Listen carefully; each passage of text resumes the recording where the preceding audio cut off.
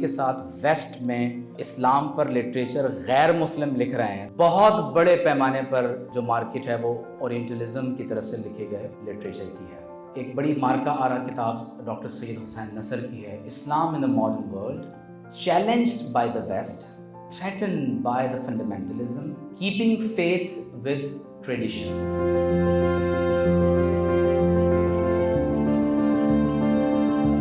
Arabic, Urdu اور انگریزی کی اصطلاحات کو اس قدر گڈمٹ کر دیا گیا کہ سمجھ میں نہیں آ رہا کہ ٹرانسجنڈر سے مراد کیا ہے, خواجہ سرا کون ہے اور خنسا سے کیا مراد ہے. ولیم چٹک کو ضرور دیکھیں. میٹافزکس, تھیولوجی, مسٹسزم اور اسلام کو انہوں نے کس طرح بلینڈ کرتے ہوئے انہوں نے ایک انداز سے, بالخصوص شیخ اکبر محی الدین ابن العربی رحمۃ اللہ تعالی علیہ کے افکار پر اپنے کام کو پیش کیا ہے. ان کا ایک بہت بڑا کام فتوحات مکیہ کا انگریزی میں ترجمہ ہے, The Meccan Revelations, The Quranic Foundations and Structure of Muslim Society. Doctor فضل الرحمان انصاری صاحب کی کتاب دیکھیں, بہت بڑے سوشیولوجسٹ ہیں, مسلم فلاسفر ہیں, پاکستان سے تعلق ہے, کراچی میں ہی آپ کا ادارہ علیمیہ کے نام سے موجود ہے. کس طرح انہوں نے قرآنک سوشیولوجی کو اپلائی کیا دنیا بھر کی مسلم سوسائٹیز پر. ورتھ ریڈنگ کتاب. غزہ کی جنگ کی وجہ سے ایک نیا عنوان سامنے آیا ہے کہ اب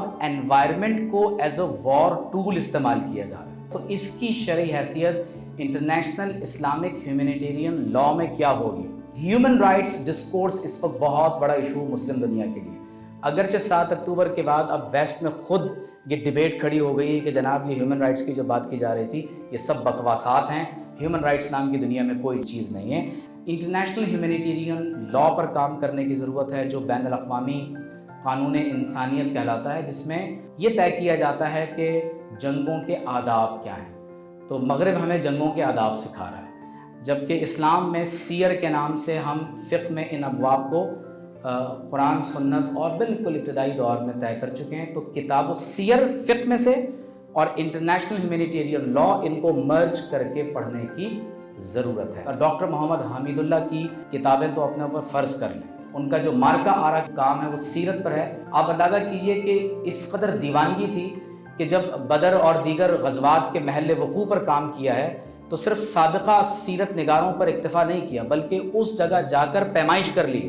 افلا ینظرون الی الابل کیف خلقت, یہ ایک موضوع ہے کہ کیف خلقت, اونٹ کی تخلیق کیسے ہوئی ہے. قرآن کہتا ہے کیا تم نے اس میں غور و فکر نہیں کیا؟ تو ہم نے تو نہیں کیا.